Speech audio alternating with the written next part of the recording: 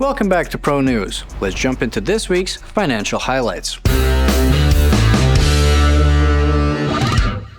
This past week, we saw the dollar index attempting to outdo the highs established in early October. However, as the week unfolded, the dollar encountered a significant sell-off. This downturn was sparked by market interpretations of the Federal Reserve's remarks regarding the key interest rate, perceiving them as an indication of the nearing end of the rate hike cycle. Despite this reaction, the broader context of the comments suggests that interest rates will stay elevated for an extended period. Historical patterns show that in previous cycles like those in 2000 and 2006, peak rates were sustained for 8 to 14 months respectively. The current market sentiment is optimistic, with a strong belief that the Fed will begin rate reductions by June at the latest. It's important to recall that historically, when economic slowdowns have precipitated rate cuts, markets have often entered periods of instability, with the dollar emerging as a fortress of safety. Moving forward, it will be critical to observe how this dynamic unfolds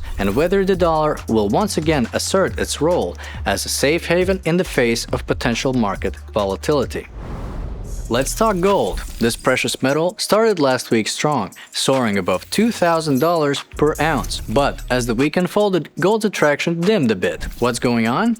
Well, it's all about the competition with global debt markets. Bonds are shining bright right now, attracting those conservative investors with something gold can't offer: yield. These aren't just any yields, they're some of the highest we've seen in years. Gold might have the appeal of timelessness, but it doesn't pay you to hold it. Plus, you've got those pesky storage costs. Now, if we turn to gold mining stocks, often seen as a high-stakes bet on gold prices, there's an interesting trend. These stocks have been trailing behind the actual price of gold. They bounced back quickly from the metal's slip, suggesting that recent market moves might be more about quick trades than a belief in long-term gains for gold producers.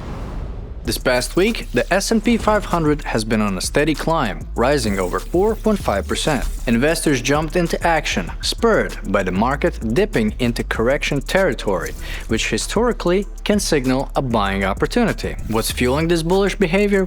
A key factor has been a breather in monetary tightening, with signals from major central banks hinting they might be done with rate hikes for now. Chairman Powell's remarks on Wednesday evening were like a starting gun for the S&P 500, which surged past its 200-day moving average, a technical level watched closely by traders. This chart pattern looks a lot like what we saw back in March, which, if history repeats itself, could mean we're in a period of gains. However, skepticism lingers among some market watchers. They're asking if this rally is just a short burst of energy, or could it be a bull trap, a false signal that could lure investors into misjudging the market's direction. We'll keep you updated on whether this market heat is set to continue, or if we should brace for a chill. As we tune into the latest on the energy front, WTI crude oil's trajectory has continued its downward slope for the second consecutive week. The price of oil took a significant hit, plunging close to the $80 mark per barrel on Thursday. Yet, it encountered a wave of buying right around that pivotal price point.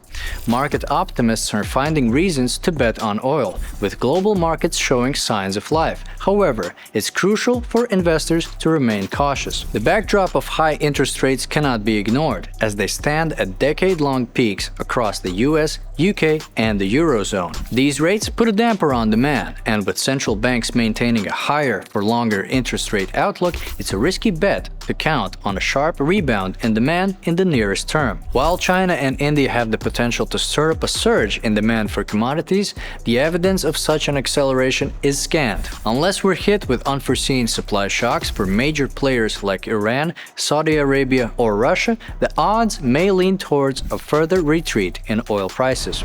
Stay with us as we continue to track the shifting sands of the oil market, keeping you posted on the twists and turns of WTI crude. Turning our focus to the digital currency sphere, the crypto markets have continued their upward momentum this past week. Bitcoin in particular has taken a bit of a breather, consolidating its position after the previous week's explosive climb that took it to a striking $36,000 per coin. This pause in the climb doesn't seem to indicate a loss of vitality among buyers.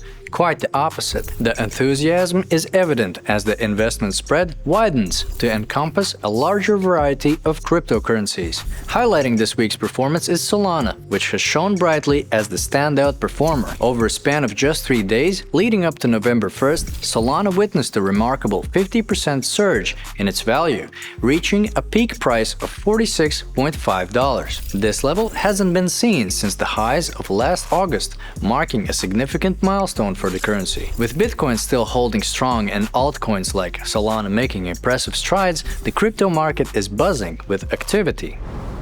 The upcoming week is looking to be less jam-packed with economic announcements, providing a chance for markets to pause and digest the recent influx of information from major central banks and economic figures. Kickstarting the week, Monday will shine a spotlight on the final Eurozone services PMI data. As we roll into Tuesday, the Reserve Bank of Australia's latest decision on interest rates could stir up some market excitement. China steps into the limelight on Thursday as inflation takes center stage with the CPI and PPI numbers expected to be published. These figures will give investors insight into the economic pressures in the significant global market. Closing out the week, Friday brings an important set of stats from the UK with GDP numbers alongside insights into US consumer sentiment and inflation expectations from the University of Michigan. So, while the week might not be as heavy with reports as the last, there's still plenty for market participants to watch out for. Keep a close eye on these developments as they could sway market sentiment and trading decisions. Finally, we have another set of earnings with Disney in the spotlight. Thanks for watching. We'll catch up again next week with another round of Pro News.